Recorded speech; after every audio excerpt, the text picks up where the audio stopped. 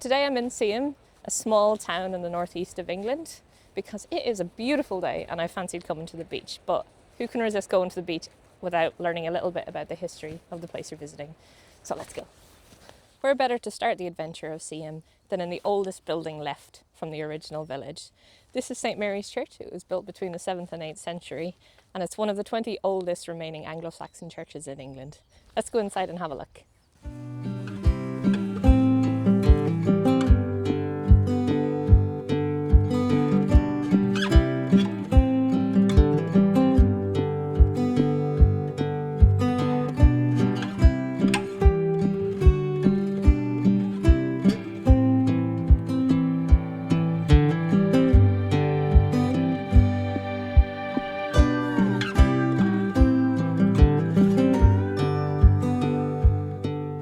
So the original village of Seaham was located in this area between here and Seaham Hall, which is about 200 metres over in that direction.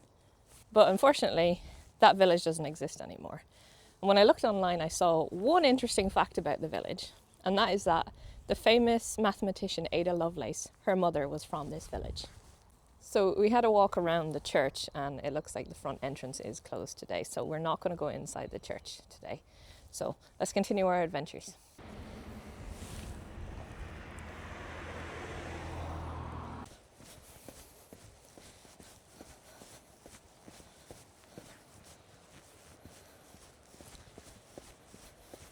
So Seaham was home to the Londonderry bottleworks, which were here from 1853 to 1921.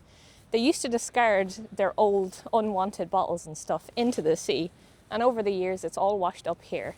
So this beach is called Glass Beach because you can find a lot of sea glass here at low tide.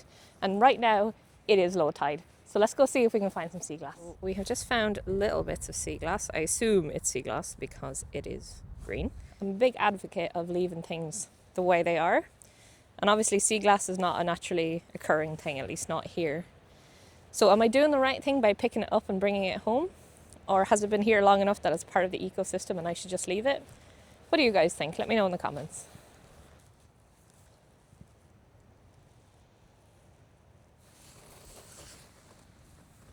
I just found a flattened piece of metal.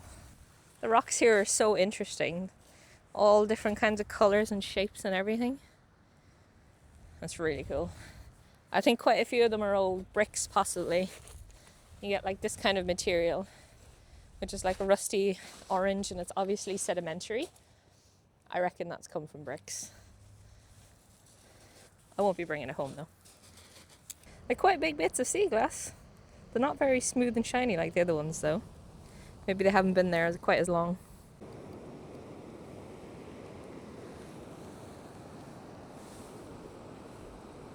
So it looks like the tide's coming back in now. We've collected a little bit of sea glass and I think I am going to bring it home, even though I kind of feel bad about it, but my moss ball needs some new decoration for its little tank. So now we're going to head back up off the beach and we're going to walk along the promenade and go into the town of Seaham.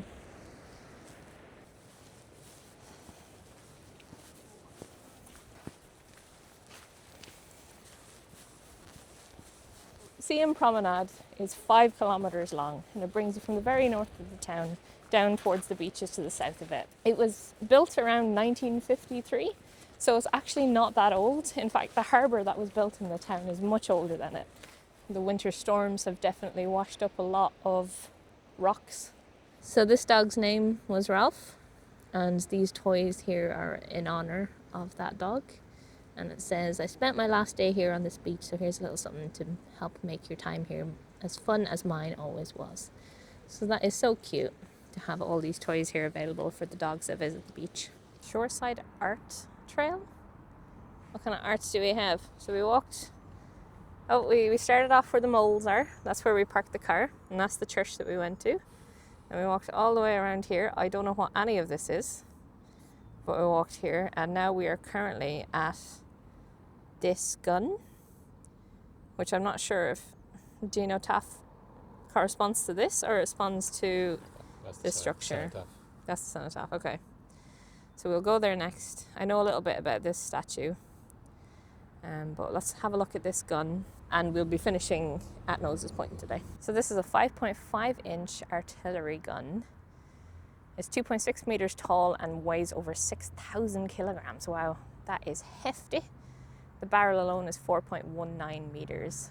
So this gun was unveiled in 2023. That's it. There's a plaque here to remember the people who lost their lives in a lifeboat accident in 1962. And I think there's actually a street in Seaham now that is named after the lifeboat. So there's a George Elmy street somewhere in the town.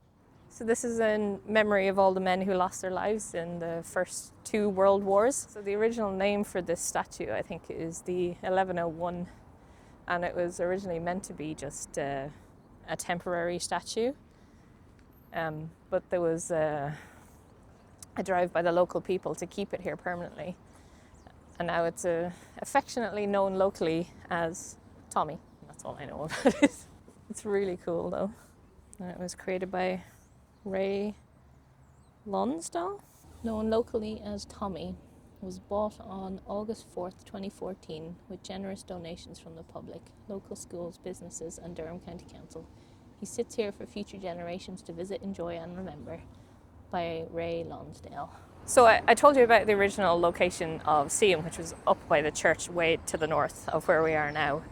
So I think the Marquis of Londonderry bought the land from the original family that was there. So Ada Lovelace's mother's family were the ones who owned that land.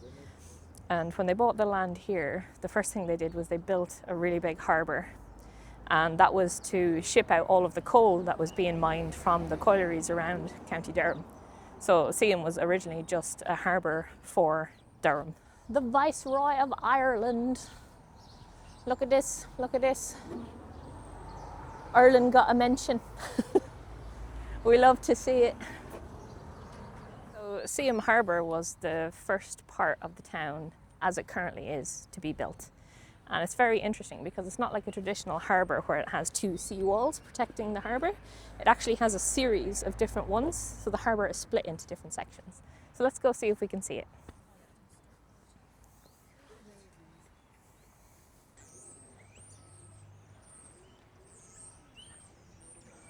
So here you can kind of get an idea of the different harbour walls and how it's all separated into different sections. So obviously the two outer ones are where the lighthouse is and the one to the right of that. And then you have closer in ones separating the harbour into smaller individual harbours and marinas. We have an audience. This is what they're there for.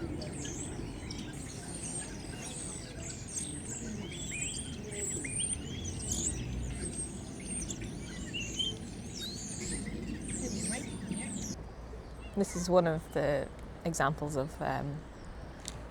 the two harbour walls creating a sectioned off area. So this is Slope Beach or something like that.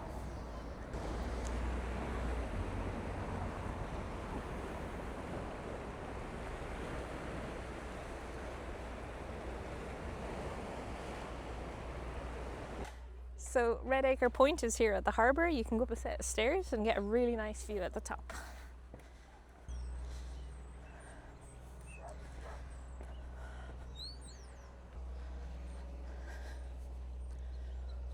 We're here at Red Acre Point and already I have found one problem.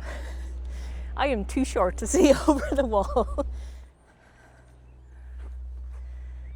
Yeah, you get a good shot of the marina here with all the different walls. I found a little step just for me so I can be tall and look out over the wall. I can see the beach, I can see the cliffs, I can see Seaham. This is the George Elmy lifeboat way, so it does exist here. They did make one.